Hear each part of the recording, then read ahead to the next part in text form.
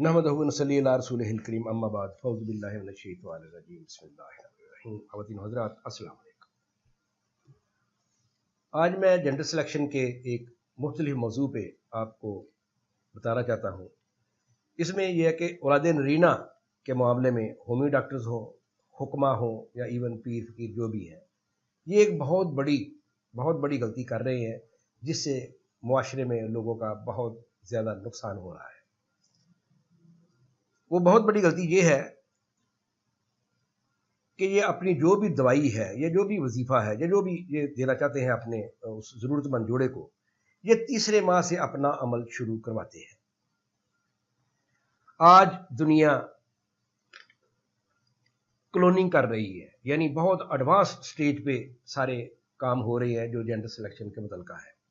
लेकिन हमारे ये जो हकीम भाई हैं या इवन मैं अपने होमियो डॉक्टर्स को भी इसमें लाऊंगा कि ये सब के सब अपनी जो भी मेडिकेशन है, जो भी इनका प्रोसेस है, ये तीसरे माह के बाद शुरू करते हैं।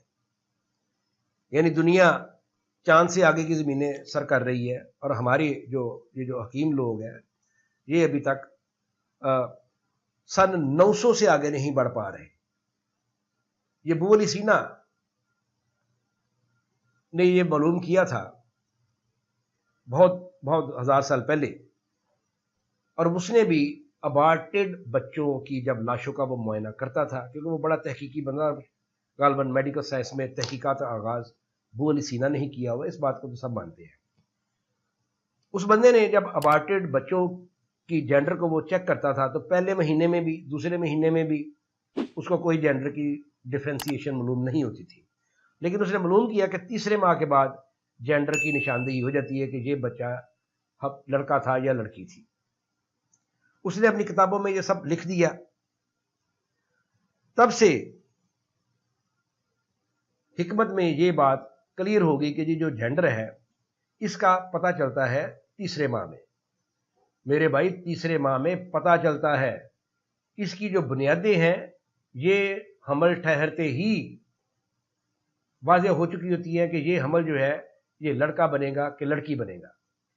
ये एक बहुत छोटा सा प्रोसेस है, इसको आप लोग समझ लें कि जब ये सारा प्रोसेस होता है तो इसमें मर्द का जो मादा है ये डिसाइड करता है कि ये लड़का बनेगा कि लड़की बनेगा। अल्लाह के हुक्म से अगर लड़का बनना हो तो वाई स्पर्म अंडे में दाखिल हो जाता है, और अगर लड़की बननी हो तो एक्स स्पर्म अंडे में दाखिल हो जाता है। यहाँ पे आपको किताब के ऊपर आपको ये नज़र आ रहे होंगे, ये जो बड़ा सा ये जो नज़र आ रहा है आपको, ये लड़की वाला, और ये जो छोटा सा है ये लड़के वाला क्रोमोसोम है। तो अल्लाह ताला ने जिस तरह भी डिसीजन देना हो वो वाला स्पर्म अंडे में दाखिल हो जाता है। अब जो स्पर्म दाखिल हो गया उसके मुताबिक जेंडर की सिलेक्शन हो गई है कि ये लड़का बनेगा या ये लड़की बनेगी। अब ये जो हकीम हो, होमियो डॉक्टर हो, मैं इनको भी दे रहा हूँ साथ, या इवन पीर फकीर भी हो, भाई आपकी जो दुआ है या वजीफा है, ये तीसरे माह के बाद क्या वो एक्स स्पर्म को निकाल के वाई स्पर्म अंदर दाखिल कर देगी? क्या ये पॉसिबल है? ऐसा पॉसिबल नहीं है। लिहाजा मेरी इस तमाम तबके से गुजारिश है कि इन्होंने जो भी करना हो कम से कम वो हमल से पहले किया करें, हमल से 2-4 माह पहले करें। अगर आपने कोई दवाई देनी है, whatever you want to do, जो भी आपने करना है वो आप हमल से पहले करें, ताकि अगर आपकी दवाई से या आपके वजीफे से किसी को फ़ायदा होना है तो वो प्रॉपरली हो भी सके।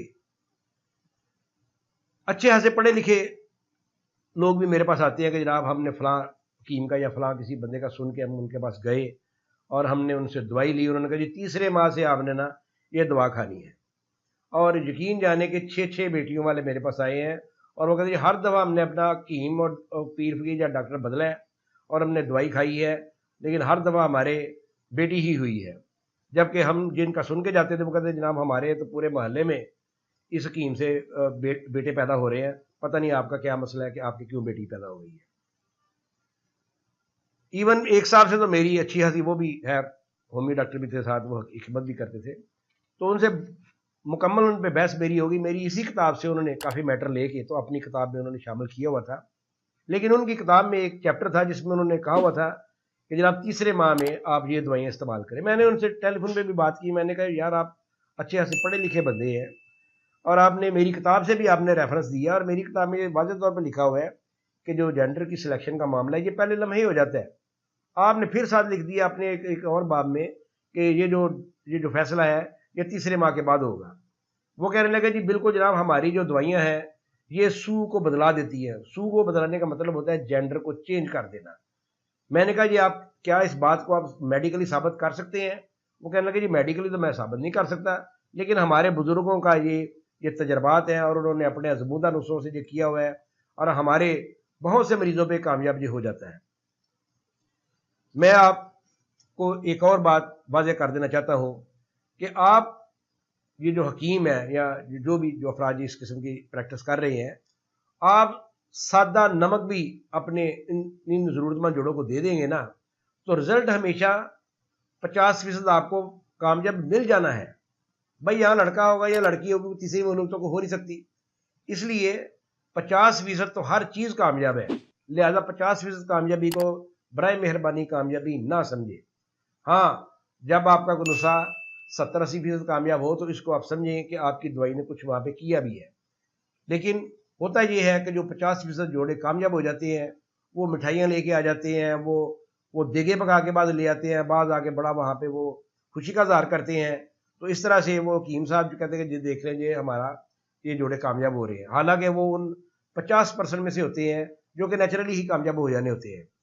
اس لیے برائے مہربانی اس چیز کو سمجھیں اور دوسرے لوگوں کو بھی سمجھائیں کہ جو حکیم ڈاکٹر بھی آپ کو تیسرے ماہ کی دوائی دے رہا ہے برائے مہربانی اس سے دوائی مت لیں۔ حکمہ سے بھی میری گزارش ہے کہ آپ جو بھی نسخہ دے رہے ہیں اس کو کم از کم حمل سے پہلے استعمال کرائیں تاکہ اس کا کچھ نہ کچھ آپ کے اس ضرورت مند جوڑے کو فائدہ ہو سکے۔ مجھے امید ہے کہ یہ جو میں نے معلومات آپ کو دی ہیں یہ آپ کے بھی کام آئیں گی اور آپ ان جوڑوں کو بھی پہنچائیں جو اس قسم کی غلطیاں کر رہے ہیں تاکہ انسانیت کا مجموعی طور پہ بھلا ہو سکے۔ انشاءاللہ ابھی بہت سی معلومات ہیں جو اس کتاب سے بھی میں نے دینی ہے اور اس ایم فل کی ڈگری سے بھی میں نے ابھی آپ کو بہت سی معلومات دینی ہے، باقی انشاءاللہ آئندہ ویڈیوز میں